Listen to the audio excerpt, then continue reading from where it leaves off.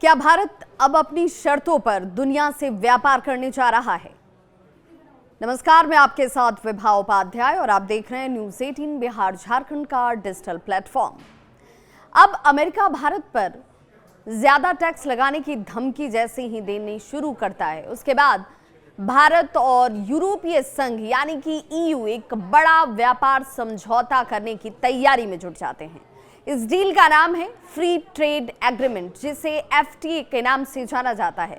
अगर ये deal sign हो जाती है तो इसका असर सिर्फ भारत और यूरोप तक सीमित नहीं होगा, बल्कि अमेरिका तक इसकी गूंज सुनाई देगी।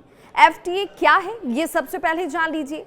फ्री ट्रेड एग्रीमेंट यानी कि एक ऐसा समझौता जिसमें दो देश या समूह आपस में व्यापार को आसान बनाने के लिए टैरिफ यानी कि टैक्स, कस्टम ड्यूटी और दूसरी अड़चनें कम कर देते हैं। सीधी और सामान्य भाषा में कहें तो इस डील के बाद भारत और यूरोप के बीच सामान बेचना और खरीदना पहले से कहीं ज्यादा आसान और सस्ता हो जाएगा।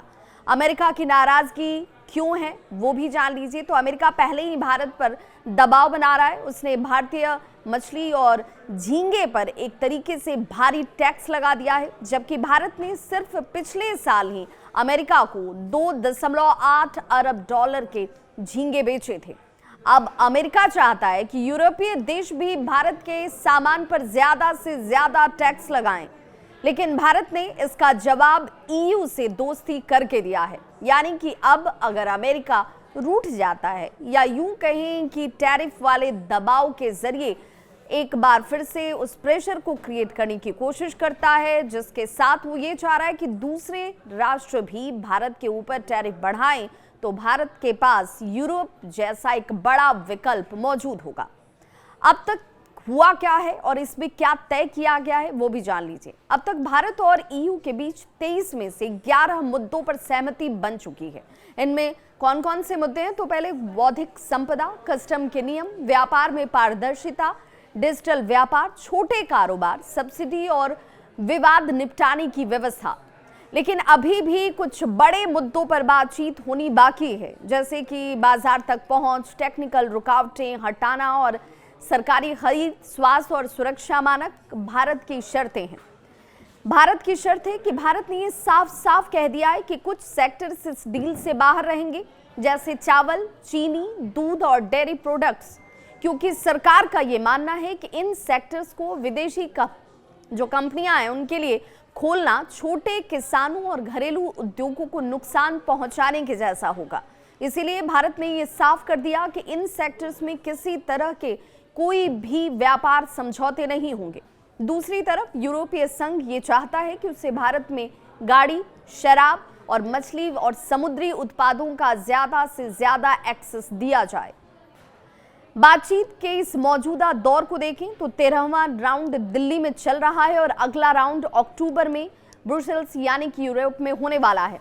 इसके साथ ही दोनों देश 2026 में होने वाले भारत ईयू शिखर सम्मेलन की तैयारी भी कर रहे हैं।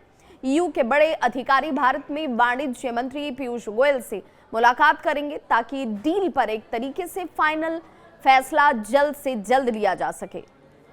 अगर डील हो जाती है तो क्या बदलेगा ये जान लीजिए। तो भारतीय कंपनियों को यूरोप का एक बड़ा बाजार उपलब्ध हो जाएगा। यूरोपीय कंपनियों को भारत में निवेश और बिक्री का मौका मिल जाएगा।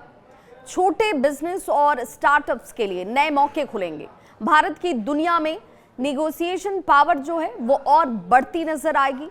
अमेरिका को एक सीधा संदेश जाएगा कि भारत अब सिर्फ एक बड़े बाजार के लिए नहीं, बल्कि अपनी शर्तों पर खेल बनाने वाले खिलाड़ी की तरह खेल रहा है। तो आने वाले समय में ये फ्री ट्रेड डील सिर्फ भारत और यूरोप के लिए फायदे का सौदा नहीं, बल्कि पूरी दुनिया के लिए एक बड़ा संकेत होगी कि भारत अब किसी एक देश पर निर्भर नहीं है। सवाल ये कि क्या ये डील साल के आखिर तक फाइनल हो जाएगी, और अगर हो गई तो इसका सबसे बड़ा फायदा किसे पहुंचेगा? भारत को या फिर यूरोप को, या फिर दोनों को बराबर इस डील से सहूलियत और फायदे हासिल होंगे? इस खबर पर आपकी क्या है राय, बताइएगा कमेंट बॉक्स में अपनी राय के जरिए।